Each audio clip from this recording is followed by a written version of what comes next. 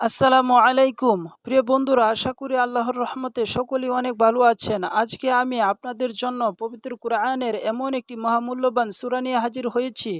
আল্লাহর রহমত এবং পবিত্র কুরআনের উপর ভরসা করে এখনই সূরাখানা একবার শুনে নিন। ঠিক একদিনের মধ্যেই আপনাদের সকল অভাব অনটন দূর হয়ে যাবে, ঋণ পরিশোধ হয়ে যাবে, গায়বীভাবে টাকা চলে আসবে। এর সাথে সাথে গায়বীভাবে একটি একটি করে আপনাদের মনের সকল অপূর্ণ আশাগুলো পূরণ হতে শুরু করবে ইনশাআল্লাহ। প্রিয় বন্ধুরা, এই সূরার প্রতিটি শব্দই আপনাদের জীবনে বৃষ্টির ফোঁটার মতো বরকত নিয়ে হাজির হবে। সূরাখানা শুনতে শুনতে আপনারা মনে মনে যা ভাববেন তাই মঞ্জুর হবে। দীর্ঘদিনের লালিত অপূর্ণ আশাগুলো পূরণ হবে। উক্ত সূরার ফজিলতে অভাব অনটন দূর হয়ে অফুরন্ত রিজিকের নতুন পথ খুলে যাবে ইনশাআল্লাহ। তবে সূরাটি আপনাদেরকে প্রথম থেকে শেষ পর্যন্ত শুনতে হবে। যদি অর্ধেক শুনেই চলে যান তাহলে কোনো কাজই বাস্তবায়ন হবে না। এজন্য সূরাটি মনোযোগ দিয়ে শেষ পর্যন্ত শুনতে থাকুন। আসুন আল্লাহ তাআলার কাছে প্রার্থনা করি, সবাই মনোযোগী হন ভিডিওর প্রতি এবং দোয়ার আয়োজনে অংশগ্রহণ করুন। হে আল্লাহ, যে সকল দিনী ভাই বোন বন্ধুরা কুরআন পাকের এই সূরাটি সম্পূর্ণ শুনবে অথবা সূরাটি শোনার জন্য অধীর আগ্রহে বসে আছে, আপনি তাদের গায়েব থেকে সকল মনোবাসনা পূরণ করে দিন। হে আল্লাহ, কুরআনকে ভালোবেসে, আপনাকে ভালোবেসে, প্রিয় নবীকে ভালোবেসে, আপনার কুরআন মাজিদের সূরাকে ভালোবেসে আমাদের ইসলামিক এই চ্যানেলটি সাবস্ক্রাইব করেছে এবং এই ভিডিওতে একটি লাইক দিয়েছে, আপনি তাদেরকে গায়বী থেকে লক্ষ লক্ষ কোটি কোটি টাকা দান করে বা ধনী বানিয়ে দিন।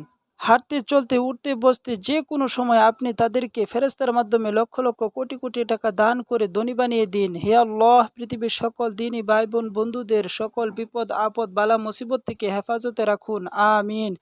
দিনী ভাই বোন বন্ধুরা, যে যেখানে আছেন দ্রুত আমিন লিখে এই ভিডিওটিতে একটি কমেন্ট করে দোয়াতে শরিক হয়ে যান। কে জানে আপনার জীবনের কোন কাজের উসিলায় আপনি আল্লাহ তাআলার কাছে সবচেয়ে প্রিয়। তাই আপনার মুখ থেকে বলা আমিনের উসিলায় হতে পারে আমাদের সকলের দোয়া আজকে কবুল হয়ে যাবে। তাই দেরি না করে যে যেখানে আছেন আমিন লিখে একটি কমেন্ট করে দোয়াতে শরিক হয়ে যান। তো চলুন আর বেশি কথা বলবো না, গুরুত্বপূর্ণ সূরাটি সম্পূর্ণ শুনতে থাকি। আউযু বিল্লাহি মিনাশ শাইতানির রাজীম। বিসমিল্লাহির রহমানির রহিম। ওয়াল ফাজরি ওয়া লায়ালিন আশর ওয়াশ শাফঈ ওয়াল ওয়াতর ওয়াল লাইলি ইযা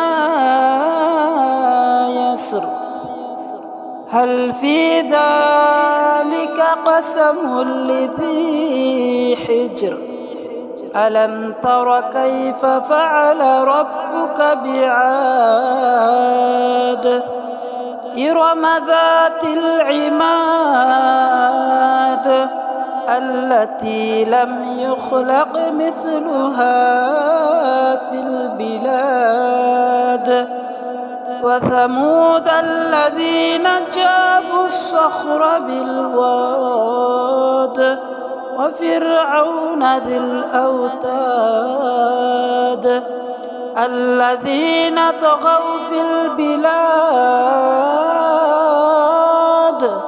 فأكثروا فيها الفساد فصب عليهم ربك سوط عذاب إن ربك لبالمرصاد فأما الإنسان إذا ما ابتلاه ربه فأكرمه ونعمه فيقول ربي أكرمن وأما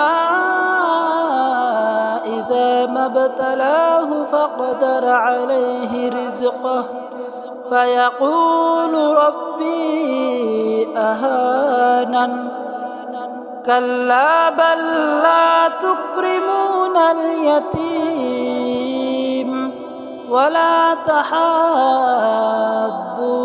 على طعام المسكين وتأكلون التراث أكلا لما وتحبون المال حبا جما كلا إذا دكت الأرض دكا دكا وجاء ربك والملك صفا صفا وجيء يومئذ بجهنم يومئذ يتذكر الإنسان وأنى له الذكرى يقول يا ليتني قدمت لحياتي فيومئذ لا يعذب عذابه